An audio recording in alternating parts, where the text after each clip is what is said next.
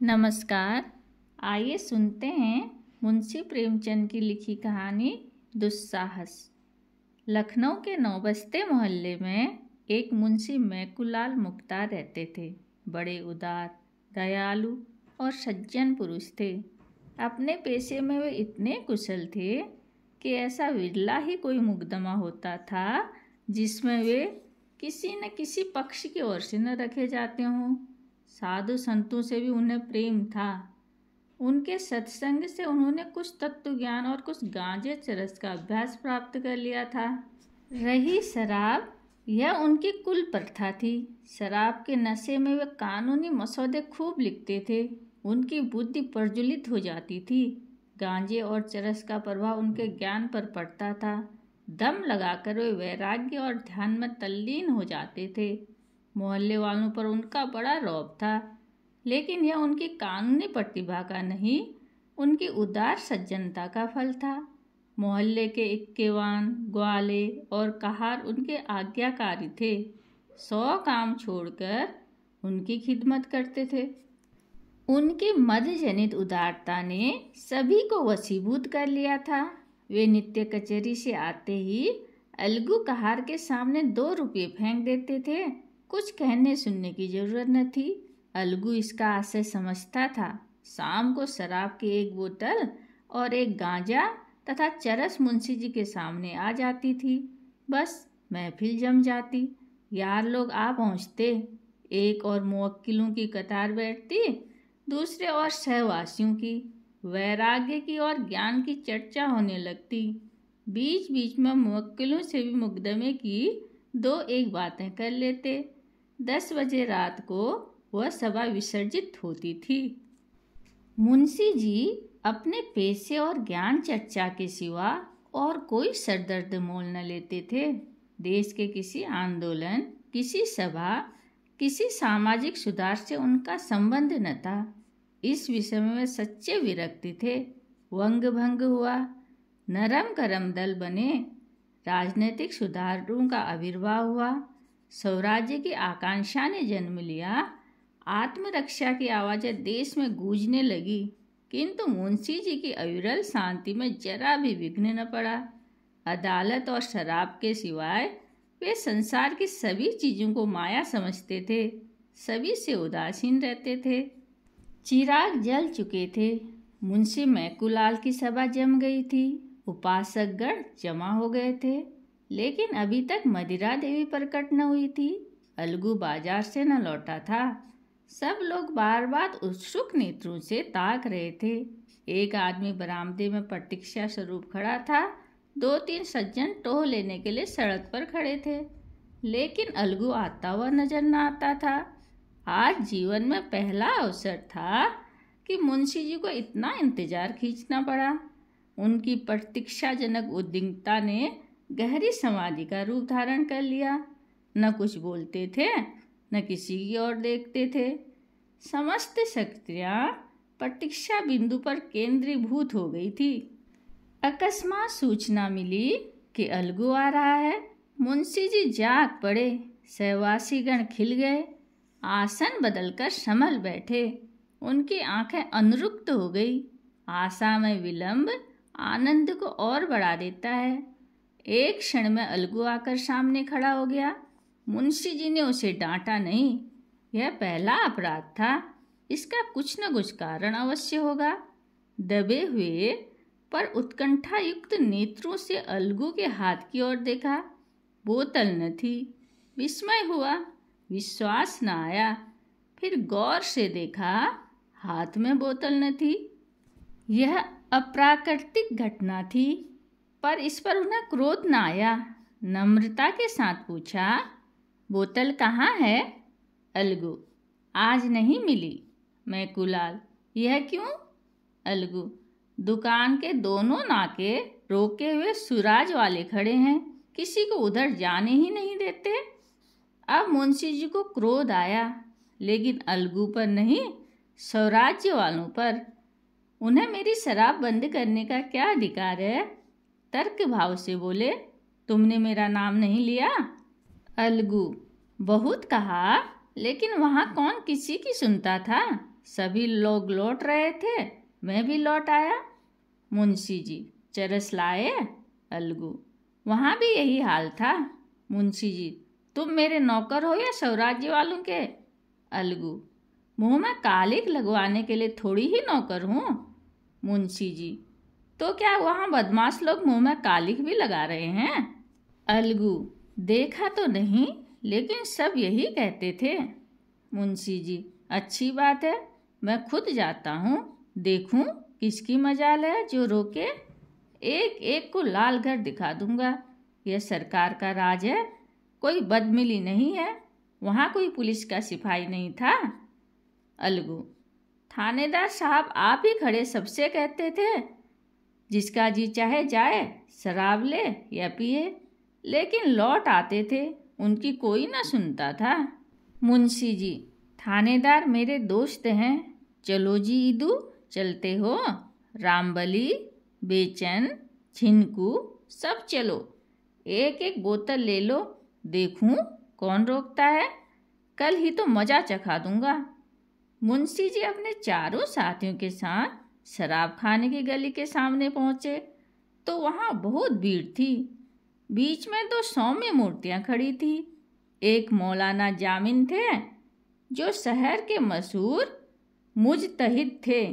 दूसरे स्वामी घनानंद थे, जो वहाँ की सेवा समिति के संस्थापक और प्रजा के बड़े हितचिंतक थे। उनके सम्मुख ही थानेदार साहब कई कांस्टेबलों के साथ खड़े थे। मुंशी जी और उनके साथियों को देखते ही थानेदार साहब प्रसन्न होकर बोले, आइए मुख्तार साहब, क्या आज आप ही को तकलीफ करनी पड़ी? यह चारों आप ही के हमराह है ना? मुंशी जी बोले, जी हाँ, पहले आदमी भेजा पर वह नाकाम वापस गया। सुना यहाँ बड़ा हड़बोंग मची हुई है, स्वराज्य वाले किसी को अंदर आने ही नहीं देते। थानेदार, जी नहीं, यहाँ किसकी मजाल है जो किसी के काम में हाजिर हो सके? आप शौक से जाइए, कोई चूं तक नहीं कर सकता। आखिर मैं यहाँ किस लिए हूँ? मुंशी जी ने गौरवोन्मत्त दृष्टि से अपने साथियों को देखा और गली में घुसे कि इतने में मौलाना जामिद ने ईदू से बड़ी निम्रता से कहा, दोस्त, यह तो तुम्हारी नमाज का वक्त है, यहाँ कैसे आए? क्या इसी दीनदारी के बल पर खिलाफत का मसला हल करेंगे? ईदू के पैरों में जैसे लोहे की बेड़ी पड़ गई। लज्जित भाव से खड़ा भूमि की ओर ताकने लगा। आगे कदम रखने का साहस न हुआ। स्वामी घनानंद ने मुंशी जी और उनके बाकी तीनों साथियों से कहा, बच्चा, यह पंचामृत लेते जाओ, तुम्हारा कल्याण होगा। झिनकू, रामबली और बेचन ने अनिवार्य भाव से हाथ फैला दिए और स्वामी जी से पंचामृत लेकर पी गए। मुंशी जी ने कहा, इसे आप खुद पी जाइए, मुझे ज़रूरत नहीं। स्वामी जी उनके सामने हाथ जोड़कर खड़े हो गए और विनोद भाव से बोले, इस भिक्षुक पर आज दया कीजिए, उधर न जाइए। लेकिन मुंशी जी ने उनका हाथ पकड़कर सामने से हटा दिया और गली में दाखिल हो गए। उनके तीनों साथी स्वामी जी के पीछे सिर झुकाए खड़े रहे। मुंशी जी, रामबली, झिनकू आते क्यों नहीं? किसकी ताकत है कि हमें रोक सके? झिनकू, तुम ही काहे नाही लौट आवत हो? साधु संतन की बात माने का होता है। मुंशी जी, तो इसी हौसले पर घर से निकले थे। रामबली, निकले थे कि कोई जबरदस्ती रोकेगा तो उससे समझेंगे। साधु संतों से लड़ाई करने थोड़ी ही चले थे। मुंशी जी, सच कहा है, गवार भेड़ होते हैं। बेचन, आप शेर हो जाएं, हम भेड़ ही बने रहेंगे। मुंशी जी अकड़ते हुए शराब खाने में दाखिल हुए। दुकान पर उदासी छाई हुई थी। कलवर अपनी गद्दी पर बैठा ऊँघ रहा था। मुंशी जी की आहट पाकर चौंक पड़ा। उन्हें तीव्र दृष्टि से देखा, मानो यह कोई विचित्र जीव है। बोतल भर दी और ऊँघने लगा। मुंशी जी गली के द्वार पर आए तो अपने साथियों को न पाया। बहुत से आदमियों ने उन्हें चारों ओर से घेर लिया और निंदा सूचक बोलियां बोलने लगे। एक ने कहा, दिलावर हो तो ऐसा हो। दूसरा बोला, मर्दों के सामने लज्जा नहीं आ सकती। तीसरा बोला, है कोई पुराना पियक्कड़, पक्का लतियल। इतने में थानेदार साहब ने आकर भीड़ हटा दी। मुंशी जी ने उन्हें धन्यवाद दिया और घर चले। एक कांस्टेबल भी रक्षार्थ उनके साथ चला। मुंशी जी के चारों मित्रों ने बोतल फेंक दी और आपस में बातें करते हुए चले। झिनकू, एक बेर हमार इक्का बेगार में पकड़ जात रहे तो यही स्वामी जी चपरासी से कह सुन के छुड़ाई देन रहे। रामबली, पिछले साल जब हमारे घर में आग लगी थी तब भी तो यही सेवा समिति वालों को वहाँ लेकर पहुँच गए थे, नहीं तो घर में एक सूत न बचता। बेचैन, मुख्तार अपने सामने किसी को गिनते ही नहीं। आदमी कोई बुरा काम करता है तो छिप के करता है, यह नहीं कि बेहयाई पर कमर बांध ले। झिनकू, भाई पीठ पीछे कोऊ की बुराई न करे चाहे और जौन कुछ होए, पर आदमी बड़ा अकबाली है। इतने आदमियन के बीच माँ कैसे घुसत चल गवा। रामबली, यह कोई अकबाल नहीं है। थानेदार न होता तो आटे दाल का भाव मालूम हो जाता। बेचैन, मुझे तो कोई 50 रुपये देता तो भी गली में पैर न रख सकता, शर्म से सिर ही नहीं उठता था। ईदू, इनके साथ आकर आज बड़ी मुसीबत में फंस गया। मौलाना जहाँ देखेंगे वहाँ आड़े हाथों लेंगे। दीन के खिलाफ ऐसा काम क्यों करें कि शर्मिंदा होना पड़े। मैं तो आज मारे शर्म के गड़ गया। आज तौबा करता हूँ, अब इसकी तरफ आंख उठाकर भी न देखूंगा। रामबली, शराबियों की तौबा कच्चे धाबे से मजबूत नहीं होती। ईदू, अगर फिर कभी मुझे पीते देखना तो मुंह में कालिख लगा देना। बेचैन, अच्छा तो इसी बात पर आज से मैं इसे छोड़ता हूँ। अब पीऊँ तो गौ रक्त बराबर। झिनकू, तो का हम ही सबसे पापी है न। फिर कबू जो हमत पियत देखियो, बिठाई के 50 जूता लगायो। रामबली, अरे जा, अभी मुंशी जी बुलाएंगे तो कुत्ते की तरह दौड़ते हुए जाओगे। झिनकू, मुंशी जी के साथ बैठे देखियो तो 100 जूता लगायो। जिनके बात में फर्क है उनके बाप में फर्क है। रामबली, तो भाई मैं भी कसम खाता हूँ कि आज से गांठ के पैसे निकाल कर न पीऊँगा। हाँ, मुफ्त के पीने में इनकार नहीं। बेचैन, गांठ के पैसे तुमने कभी खर्च किए हैं? इतने में मुंशी मैकूलाल लपकते हुए आते दिखाई दिए। यद्यपि वह बाजी मारकर आए थे तथापि मुख पर विजय गर्व की जगह खिसियानापन छाया हुआ था। किसी अव्यक्त कारणवश वे इस विजय का हार्दिक आनंद न उठा सकते थे। हृदय के किसी कोने में छिपी हुई लज्जा उन्हें चुटकियां ले रही थी। वे स्वयं अज्ञात थे, पर उस दुस्साहस का खेद उन्हें व्यथित कर रहा था।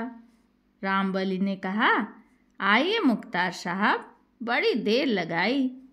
मुंशी जी, तुम सब के सब गाउदी ही निकले, एक साधु के चक्कमे में आ गए। रामबली, इन लोगों ने तो आज से शराब न पीने की कसम खा ली है। मुंशी जी, ऐसा तो कोई मर्द ही नहीं देखा जो एक बार इसके चंगुल में फंस कर निकल जाए। मुंह से बकना दूसरी बात है। ईदू, जिंदगी रही तो देख लीजिएगा।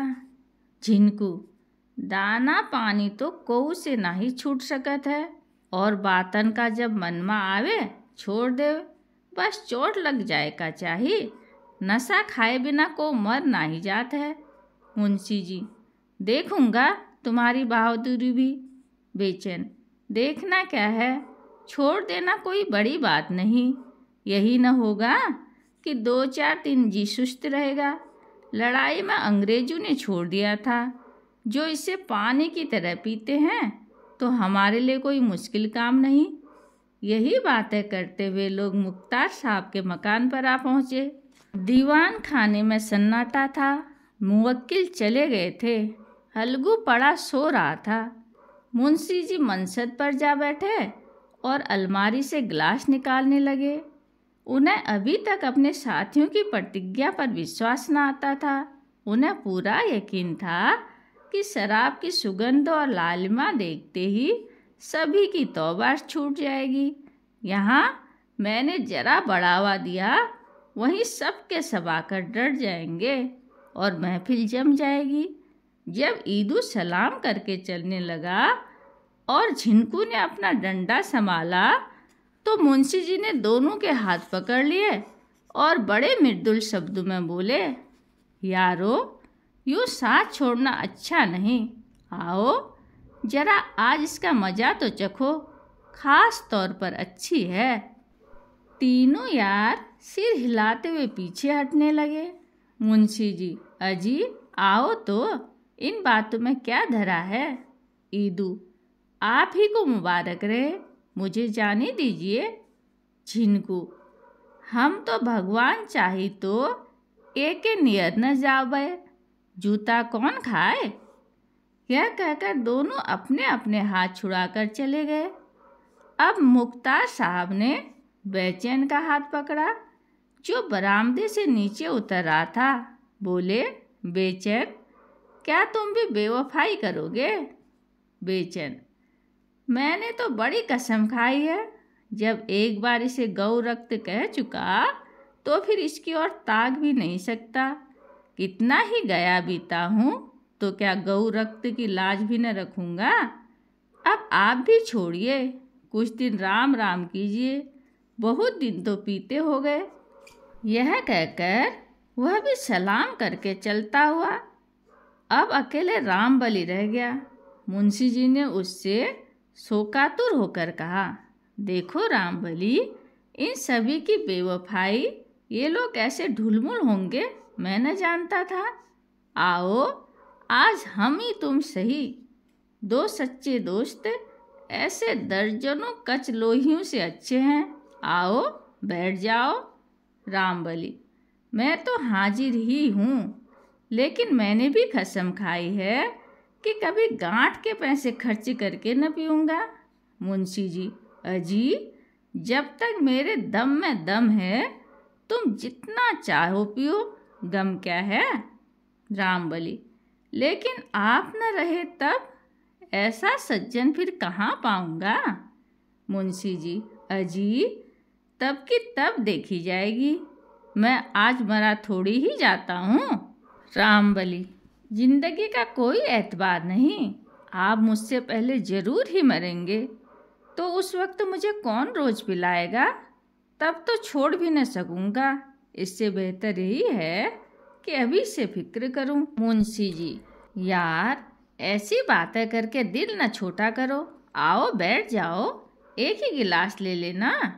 रामबली बोला, मुख्तार साहब, अब ज़्यादा मजबूर न कीजिए। जब ईदू और झिनकू जैसे लतियों ने कसम खा ली, जो औरतों के गहने बेच बेच कर पी गए और निरे मूर्ख हैं, तो मैं इतना निर्लज्ज नहीं हूँ कि इसका गुलाम बना रहूं। स्वामी जी ने मेरा सर्वनाश होने से बचाया है, उनकी आज्ञा मैं किसी तरह नहीं टाल सकता। यह कहकर रामबली भी विदा हो गया। मुंशी जी ने प्याला मुंह से लगाया, लेकिन दूसरा प्याला भरने से पहले उनकी मधातुरता गायब हो गई। जीवन में यह पहला अवसर था कि उन्हें एकांत में बैठकर दवा की भांति शराब पीनी पड़ी। पहले तो सहवासियों पर जुझलाए दगाबाजू को मैंने सैकड़ों रुपए खिला दिए होंगे, लेकिन आज जरा सी बात पर सब के सब फिरंट हो गए। अब मैं भूत की भांति अकेला पड़ा हुआ हूँ, कोई हंसने बोलने वाला भी नहीं। यह तो सोहबत की चीज़ है, जब सोहबत का आनंद ही न रहा तो पीकर खाट पर पड़े रहने से क्या फायदा। मेरा आज कितना अपमान हुआ।